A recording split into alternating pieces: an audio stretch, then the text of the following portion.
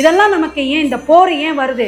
பாகிஸ்தானுக்கும் இந்தியாவுக்கும் பல பிரச்சனைகளை நாடுகள் சார்ந்து ஒரு பெரிய போர் முனை இதெல்லாம் சந்திக்கக்கூடிய காலகட்டங்கள் இருக்குது.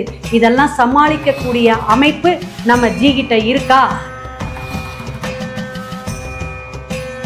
எல்லா பிரச்சனையும் எதனால அப்படின்னு நம்ம ஜாதக கட்டத்துடைய அமைப்பு, கோச்சார கிரகத்துடைய பயன்பாடு அப்படின்னு பார்க்கும் பொழுது மீனத்துல 5 கிரகங்கள் பிரவேசிச்சுட்டு இருந்துச்சு.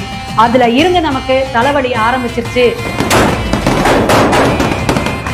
ஜலராசி கடல் ராசின்னு சொல்லக்கூடிய மீனத்துல 12ல போய் இத்தனை கிரகங்கள் உட்காரும் பொழுது பூமி சார்ந்து, நிலம் சார்ந்து, நிலநடுக்கம், அதே போல நிலச்சரிவு ஏற்படுறது, கடல் சார்ந்த கொந்தளிப்புகள் ஏற்படக்கூடியது, பூமி பிளவுகள் ஏற்படுறது, பல நாட்டுக்கு ஏற்பட்டுச்சுன்னு நம்ம நியூஸ் பார்த்துக்கிட்டே இருக்கோம், அப்டேட் கொடுத்துக்கிட்டே இருக்கோம். இத்தனை இருந்தாலும் நம்மளுடைய ராஜா யாரு, கிங் யாருன்னு பார்க்கும்போது பிஎம்மாக இருக்கக்கூடிய மோடிஜி எத்தனை விஷயத்தை அவர் ஃபேஸ் பண்ண போறார் அப்படிங்கிறதுக்கு தான் இப்போ காஷ்மீரில் நடக்கக்கூடிய அமைப்பு. அதில் இறந்த நம்ம ஒரு சாதாரண மக்கள், குடிமக்கள் கொன்னுட்டாங்க.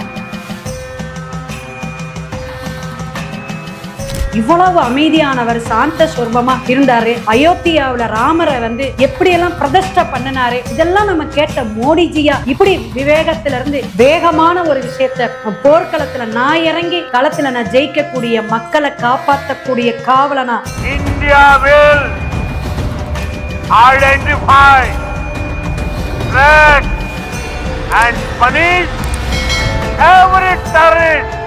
அதற்கான ஏவுகணையா இருக்கட்டும், என்னென்ன உங்களுக்கு ஆயுதங்கள் இருக்குமோ அத்தனை ஆயுத படைகளை வச்சு நான் காப்பாத்துருவேன், நான் கிங்காட்ட இருந்து நான் சப்போர்ட் பண்ணுவேங்கிற வேகம் எடுத்துட்டார் நம்ம மோடிஜி ஐயா. அப்படிங்கிறத எல்லா நியூஸ்லயும் நீங்க பாக்குறீங்க.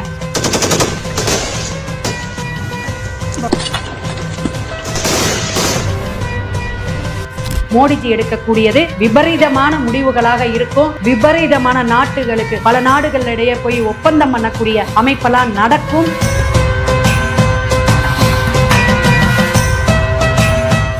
அப்ப இந்த வேகமும் இந்த அளவுக்கு போராட்ட குணமும் வர்றதுக்கு காரணமே பாவகிரகத்துடைய தொடர்புகள், பெயர்ச்சி தான் அப்படிங்கிறத இப்ப திருக்கணிதப்படியே ஆரம்பிச்சிருச்சு.